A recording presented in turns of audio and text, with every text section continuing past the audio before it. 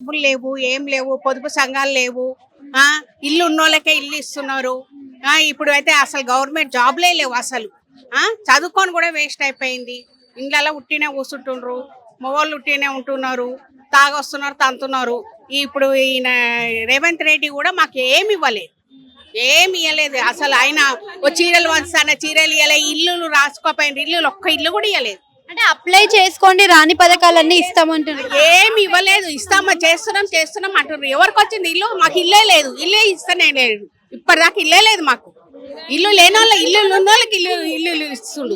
ఇప్పుడు సంఘంకి చీరలు అని చెప్పి ఇందిరమ్మ చీరలు కొన్ని ఇచ్చింది కదా, ఏం చీరలు కూడా రాలేదు, ఏ చీరలు రాలేదు. మేము హైదరాబాద్ లో ఉంటాం, విద్యానగర్ మాది. ఫ్రీ బస్ కానీ ఫ్రీ కరెంట్ కానీ ఫ్రీ కరెంటు ఒక్కటే ఉన్నది, ఫ్రీ కరెంట్ ఉన్నది కానీ ఏమీ లేవు, కొలువులు లేవు. మా కోడలు అయితే ఏం కప్పు చదువుకుంది, ఆమెకి అదే లేదు, జాబే లేదు. మరి జాబ్ ఇస్తా అన్నాడంట, ఆయన కూడా పోయిందట. ఏంది చదువుకున్న దాంట్లో అసలు రాలేదు. ఎట్లనమ్మా? ఆయన కేసీఆర్ అన్న ఆయన ఉండుంటే ఆయన జాబులు ఇస్తా అన్నాడు, ఆయన కూడా ఇవ్వకుండానే ఆయన పోయిండు. ఇప్పుడు ఈయనన్నా ఇవ్వాలి కదా, జాబులు ఇవ్వాలి మాకు. ఎట్టి పరిస్థితుల్లో జాబులు రావాలి, ఇంటి ఖర్చుకోవాలి, ఇల్లులు కూడా ఇవ్వాలి మాకు.